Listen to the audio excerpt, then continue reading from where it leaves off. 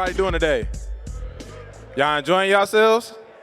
Hey, that's all that matters. That's all that matters. So I just want to say appreciate y'all for coming in and tapping in to the Playbook and Paychecks podcast. We got DJ Reader on my left, Scott Daly on my right. We here in Detroit. Of course, y'all playing here now. I ain't gonna talk too much about that. Y'all beat us twice last year. I'm still hurt. Whoa, it's too much noise about that one. Okay. So it's draft. It's draft day. First round of the 2024 NFL draft. Let's kind of take a walk on memory lane and kind of describe how was draft night for both of you guys, and y'all kind of go into detail about that, and we'll start right there, and then we'll kind of build on that. Mine was interesting. You know, I watched the first day. I knew it wasn't going, so I just got to see a couple of my teammates go. Hold on. How you know you wasn't going? It just wasn't that type of year. It wasn't that type of year for me to be in the first round, brother. So talking about. Let's say it's draft night today. Yeah, yep. You just knew your phone wasn't ringing, or like how? Sure. Where was your phone at? In my hand, but I knew wasn't nobody calling me. It was me, my mom's, my brother. We just watched it. You know, we're a big sports family, so we just watched the draft. Seen a couple of my teammates go from college. And then, finally, day 3 came. See, day 2, I was excited. I thought it might happen. Okay. It didn't. Day 3 came, and then, I got a call from Houston. It was dope. Bill O'Brien on the phone, all the guys. You go through all the interviews. Obviously, you're super emotional. You try not to be toxic and pick certain people you feel like you should have been picked before. But, after that phone call, man, you're just so happy. You're just happy that it happened, and you got your chance to go live out your dream. We went to Texas Roadhouse. I bust down some rolls after. And, the rest is history. I'm here. So let's speak on the toxic part real quick. Yep. So let's say you saw a no-name somebody from Albany State get picked before you. Yeah. Like, what's the mentality with that kind of going into that? You try not to feed that negative beast in your head. You just sitting there and you're like, man, I felt like my film was better. But again, once you get called, all that go out the door. You know what I mean? You just sitting there. It's really like, it's more so the competitiveness of the person that's making you do that. It's not necessarily anything with that person, but so after you get called, it all go out the window. You be all right. When you got that call, did you feel like your life was changed, or like what was that emotional tie to that? Yeah, it's super big because me and my dad put in a lot of work, and he was unfortunate, wasn't able to make it. He ended up passing and wasn't able to be there, so we put in a lot of work together. So I was really emotional, just to finally have that lifted off my shoulder. But I also knew that's really when the work just got started, though, for real. Like, now you got to go in there in a locker room full of grown men and prove yourself. That's very true. Very true. Scott, let's touch on your draft day experience. I know it probably wasn't what you wanted, but you can kind of tell the people how your draft day experience was. Yeah, it was much different than DJ's for sure. Did not get a call day 1, day 2, or day 3, but had to take the long travel road. I actually got a call from the Chicago Bears. Being born and raised in the Chicagoland area, there we go. We're getting some Chicago chants in Detroit country. My goodness. So being born and raised in Downers Grove, just half hour outside Chicago, it was a great opportunity for me to be able to just set foot in that NFL locker room, really just be able to prove myself. Didn't end up getting signed, but just kind of lit that fire for me, knowing that, hey, especially for long snappers, kickers, and punters, like, it may take 1 or 2 or 3 or 4 years to break into that league. And I just took it upon myself, just kept on working, kept on honing in on just improving each and every day. And the journey was long and windy, but ended up leading here in Detroit and been loving it ever since. Okay, shout out to the Lions. Shout out to my boy DJ Reader and Scott Daly. So, DJ, first day in the NFL, you get that signing bonus. What'd you do with your first NFL check? No, let's talk about signing bonus first. What did you do with it? And then we'll go first NFL check. Signing bonus, really, all right, so I opened it. Because, you get the check stub. It already hit your account, but you get the stub. I was like, all right. I opened the stub up, and I see the numbers. And oh, man, my head I'm through the roof. But then I go down, and I see, like, FICA. And I'm like, I call my financial advisor. I said, who is that? I said, why they taking half my money? I said, bro, taxes is killing people out here. Hey, I was so mad. But, I really put most of it up. My mom, she don't really want for much. Since second contract, I've gotten her some stuff, but you know, first deal, I told her we were still broke, so you know, I didn't really buy much. I think I might have done something like, you know, started like a little fund, the scholarship fund in my high school, but that was really about it. Nothing crazy. Like I wasn't in need for certain stuff. Yeah. I didn't need a car. I wasn't really worried about none of that. So I really put most of it up, and that was really it. So when you got your first NFL signing bonus, the first thing you saw was taxes. Did you not know what taxes were before? No, I knew what taxes were. I just didn't know they hit like that. I didn't know half the check was going to be gone, like, and they was going to show it that they took it. Like it's so bold of them to show you that they just jacking you like this. Like, they should just let it be gone without even like, I was aware. But then you got to think about it. You was in the state of Texas, Yeah. so it really wasn't that bad. Exactly. And then I was thinking about all my homeboys who was getting hit everywhere else. I was like, hey, them boys going through it. That's tough. That's tough on them. But, you know, I was fortunate to be there at the moment. So I was straight. Nah, that's true. So let's kind of fast forward it. Now it's after your first game, you get your first NFL check. What do you do with that? Oh, we going to eat good. Steak 48, Houston. It was turned. Yeah, okay. It was a good time. Eating good is definitely a part of my budget when it comes to, as y'all can tell, you know, the boy like to eat, so eating good gonna always be in that budget. That was the first thing. We went to the steakhouse, took mom and them. Yeah, that's love. That's love. So Scott, let's talk about your first NFL check, your signing bonus. What did you do with your signing bonus, and then we'll kind of talk about your first NFL check. So I didn't get a signing bonus first 3 times. Okay. It's part of how it works for snappers sometimes. But so fast forward to the first check. Obviously thrilled. I mean, so a little bit about my journey. So I went to rookie minicamp with the Bears. Nothing happened. Played in 2 spring leagues. Played in the AAF for the San Antonio Commanders, and then played in the XFL with the New York Guardians before Uncle COVID came around and shut that league down real quick.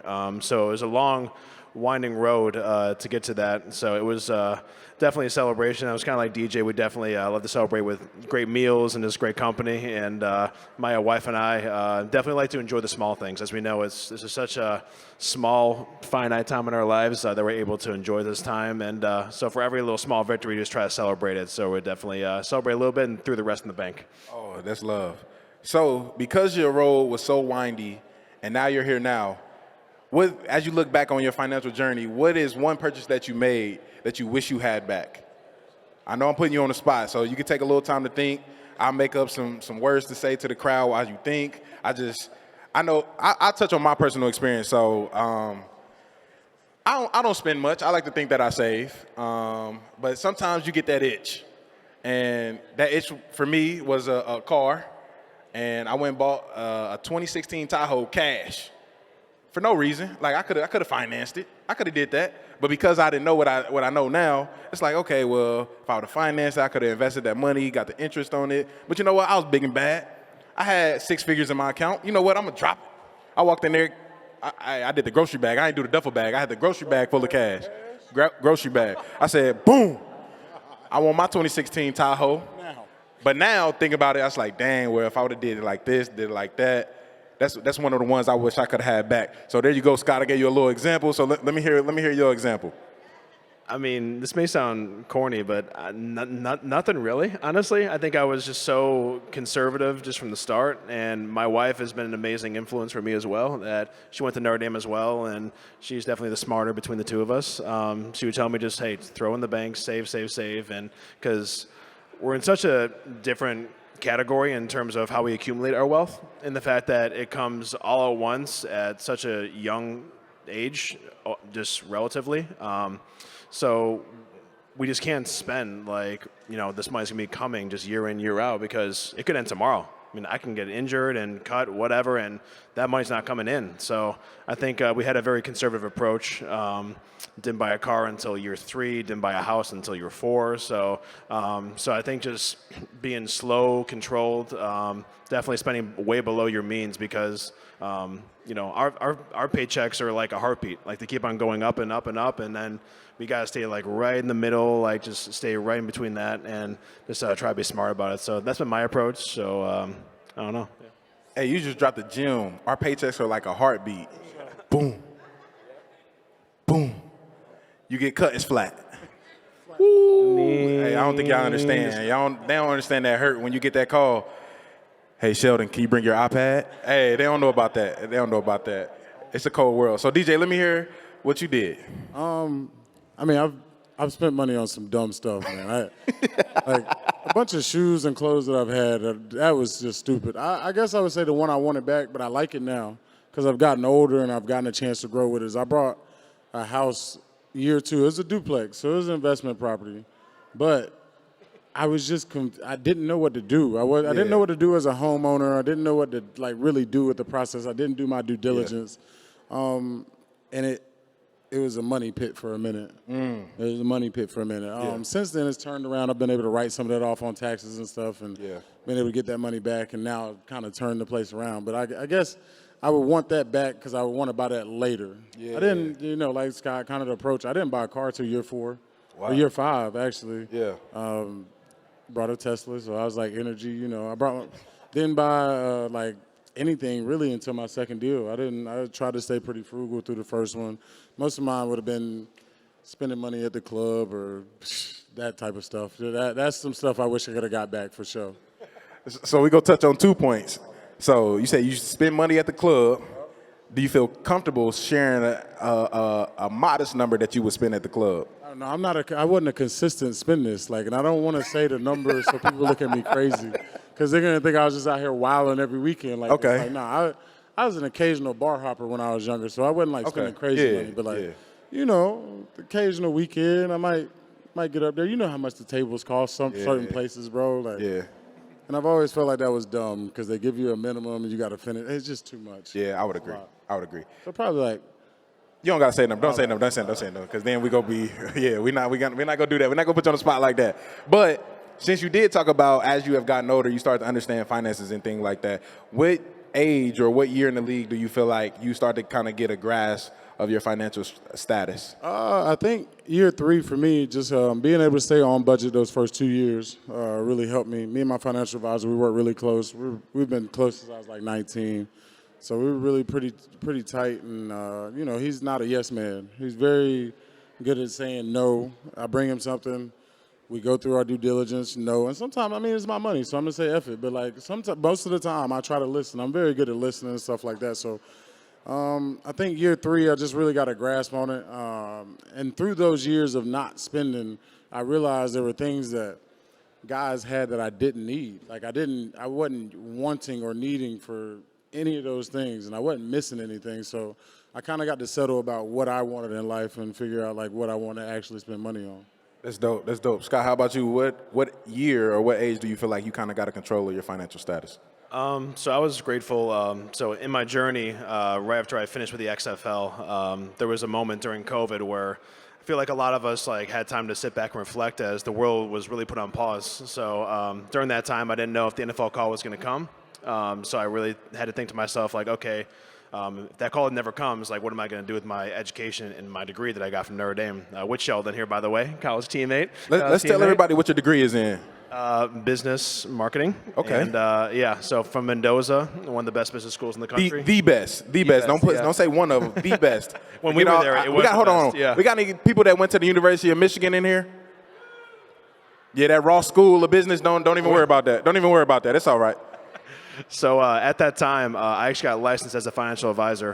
It's something I was passionate about, really wanted to get into, and I think having that time really allowed me to just get a grasp, even though we didn't have 2 pennies to pinch together at that time. So I kind of got a little ahead of the game in that sense. So when we first started in our first year with Detroit, I think we had a kind of sort of a head start in terms of just getting that grasp of understanding, okay, this is what we're making, this is what we should be saving, investing, spending, and all that sort of stuff. So I was very grateful for that time before I got into the game in that intermission time to really use it to my advantage.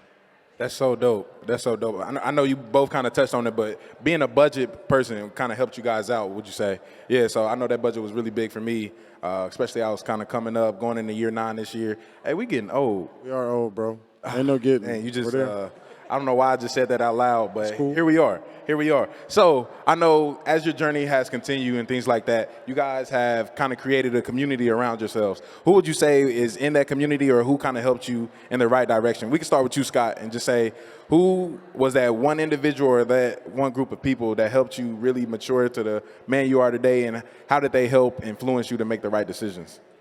I think when I first came here, our team chaplain, Sean Pugh, he was just an amazing mentor, amazing leader. I mean, obviously, coming in rookie in the league, your head's spinning. I mean, like, you don't know what to do, where to go, where to start. And I think he really took me under his wing as someone, just really tried to mentor me, and not only as a man, as a player, but also a follower of Christ, and to make sure that I was staying along the right path, being a good man, good husband, good teammate, all those things. And very grateful for him. He's still with the team, and just amazing friend, mentor, and someone that I really, really look up to. That's dope. How about you, DJ? I got a really good team of people around me. You know, my mom, my brother, we're all really close.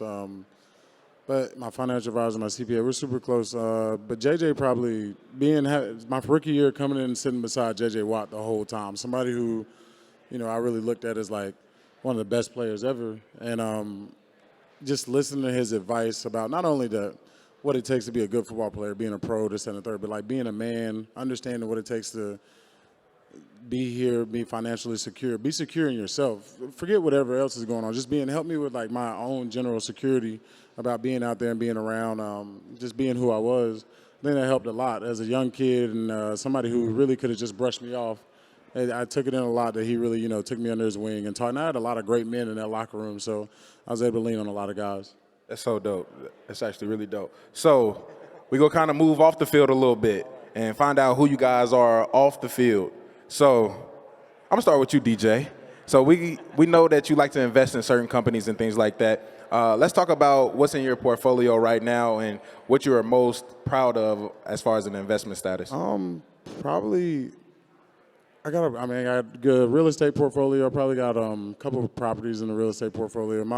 The beach house that I rent out down in Florida is probably like my favorite one. It's probably like one of the things I'm most proud of. You know, I come from Carolina, Greensboro, middle of the state. I ain't never think about getting no beach house, man, let alone one that makes money, like, you know, my family go visit. And then, you know, I got some, like, cool things, you know, obviously the regular stocks and things that I got in NVIDIA pretty early. I was excited about that, made some good money. So there's, like, things like that. And I'm in this pre-IPO that I'm really, really excited about called Figure AI. I was able to get on the second round of funding for that. So I'm super excited about that. So we'll see how that goes, but that's one of the things I'm really excited about. Wow, that's really dope. How about you, Scott? Yeah, it's been exciting. Obviously, going into year 4, having a little more financial stability, really trying to look outward in terms of how to invest and how to grow. And my wife has recently gotten into the real estate space, and so we've been kind of tag teaming that, like DJ touched upon, you know, real estate portfolio and things like that, investment properties. So definitely we're getting in on the groundwork of that in the area of Detroit. And so we've really enjoyed it here, and great areas to invest in as real estate just keeps on rising at the current moment. So definitely involved in that area as well, and really enjoying it. Dang, that's so dope. So Eric, we all three know that the NFL stands not for long. So let's talk about second career and what you guys want to do, I guess, when you guys hang up the cleats. Start with you, Scott. Yeah, I think, again, to touch upon the earlier, I think I had a little bit of a head start. The fact that I was out of the league for so long that I really had time to figure out what I wanted to do if the call never came. So I really have a passion about finance, just advising, helping guys out. I don't represent the guys in the locker room, but they come to me with questions sometimes like, hey, I heard about this, heard about that. What do you think about this? And really help to educate them and just give my 2 cents about that, and just to be a voice for them, and to be just a solid foundation for guys that they can trust in, that I have nothing to gain from helping them out or giving them a certain advice. So I think that area I'm very excited about and passionate about, and hopefully my career keeps on going for many, many more years. But if it doesn't, luckily I have something to pursue and grow. That's dope. How about you, DJ? You know, my dad's a teacher, my brother's a teacher, so I'll probably go into teaching. I've always, just thoroughly enjoyed being around, and teaching, educating kids, especially, young kids who look like me. I feel like it's in the high school and middle school spaces when we lose a lot of kids, and I feel like I could go help and impact that. It's something I want to do. That's dope. Speaking of kids, you have a foundation, right? You want to speak on that for a Yes. little I have second? a foundation called ASNF, A Son Never Forgets. Something my dad used to quote to me all the time about, you're just, I'm obviously a male son. He's just like, your son never forgets where he comes from, who he comes from, the community around him, this, that, and the third. So, we do a bunch of things, but right now our main focus is creating like resource rooms for kids that they can go in, grab backpacks and necessities, feminine hygiene products, any type of things, and just be able to take that load off of parents and people who really, have struggled to afford it. And I know those type of things are like basic necessities for kids, but they go a long way. Yeah, that's dope. That's dope. So we know we here in Detroit with the NFL draft going on. I think the draft starting in a couple hours? So what advice would you give these incoming rookies that have helped them for their entire careers? I'll start with you, Scott. It's a great question. Biggest thing I would just take it one day at a time. I mean, I know it sounds cliche, but your rookie year, as we all know, your rookie year is a marathon. I mean, like your season, the second that your college season starts, you're immediately starting to train for your upcoming season, for the draft, for pro day, combine, draft meetings, everything. So physically, mentally, you're exhausted, especially if you go deep in the playoffs. I mean, guys that came in this last season, I mean, we went deep to the NFC Championship, and then by then they've been playing basically in training for a whole full year. So their bodies and their minds have been exhausted. So the biggest thing I would say is just don't get bogged down with anything too early. Just take it day by day, enjoy it. You only get to have your rookie year once, and it's definitely a special time, special moment, and just ask questions. Like, guys, there's so many guys in the locker room that have so many years of expertise, different years in different locker rooms, but there are so many guys that have just invaluable experience, and just ask, be coachable, and have an open mind to be able to grow. That's dope. How about you, DJ? I would say just find some vets, listen. You'll know who they are. You'll see it. It'll be clear cut for you. I promise it always is. Find some vets, listen. Like you said, put your best foot in front of the other. Give yourself a true chance to take advantage of this opportunity, and save your money, man. Just don't feel like you got to blow it all in one place. Don't let it burn a hole in your pocket. It'll be just fine there. Yeah, I would say my best advice is find your no person. Like for me, it was my mom's. Like they come ask me for $20,000 for this business plan. Go ask my mama. Then they see my mama, they ain't asking her nothing. You feel me? So I would say find your no person, and don't be scared to say no. Like somebody come with a business plan, make them go through the business plan process, walk them to the bank, and make them understand, like, I'm not your bank. So that would probably be my biggest advice. But let's spin it back. This is probably my favorite question to ask all night. So DJ, I'm going to start with you. How much did you spend on your rookie dinner? Be honest and tell us where y'all went, because I know you had JJ as your OG. Yeah. So I know he tapped it in them pockets. We went to Mastro's. No. Oh. We went to, no, we did go to Mastro's, yep. The one in L.A.? No, in Houston. Hey, y'all got a Mastro's in Houston? Yeah, we did. Houston's got some good steakhouses, Houston's got man. some nice. And I think I spent like 11. 1,100? Nah. I wish. I wish. But, JJ gave me like 4 on the back end. That's my dog. He helped me out a little bit, but I was tapped out at 11. It was, I had JJ, I got Vince, I got Clowney, it was guys in my room. This guy, like Clowney, number one pick, he don't care. He didn't care at the moment.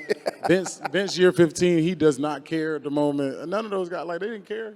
Those guys must have took bottles of wine to go. Yeah, like it was just like, oh yeah, they taking steaks to go to their wives. Hold on. You fed the family. Yeah, I had to buy off rip. You got to buy the bottle of Louis.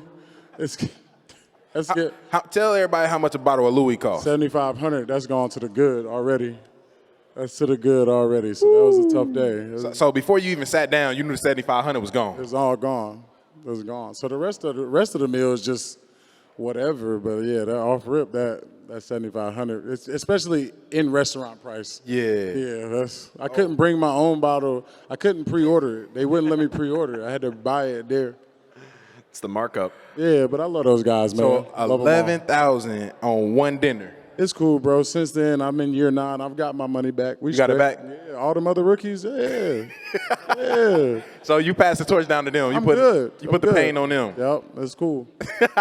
That's crazy. Scott, how about you? So I actually was able to split it with our rookie kicker, so it wasn't No nearly as way. bad. I know. We're actually down the road at Prime and Proper in downtown.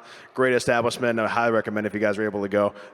So yeah, it was definitely mitigate some of the damage that could have been done. I know in that area. So I spent about 2, so 2 myself and then 2 for Riley. So our room is a little bit smaller than some of the other rooms. So, but I've heard stories of guys that have. Talk about burning a hole in your pocket. That you walk out that dinner, you are wounded. Yeah, that's very true, man. I'm kind of happy that you got to mitigate some of that cost, man. That's dope, man. How many people total? 4 people total? 6 people total? So since the room was a little bit smaller, we were able to bring the wives and the girlfriends and everyone. So we made about 8 or so, 7 or 8, and so still not too bad. Yeah, but not bad could have been a lot worse for sure. And he got let off the hook. Oh, I'm crashing. I crash every position group rookie dinner. I make sure I get my money back. You thought I was playing like I'm going to the receivers rookie dinner, the QB room, everybody. I'm there. So you was at Joe Burrows? Yes. How much you hit him for? I didn't hit him for nothing. The offense, he took care of the whole. Joey Burrows, #1 overall pick. He took care of the offense. The whole offense. He don't. Joey B didn't really like. He wasn't like. He don't buy nothing else. So he's like, whatever. Y'all got me. Dang, shout out to that boy Joe B, man. Well, we want to say thank y'all for listening in to the Playbook and Paychecks live podcast here in Detroit. It's draft night, man. Shout out to James for throwing this wonderful event, man. We appreciate y'all.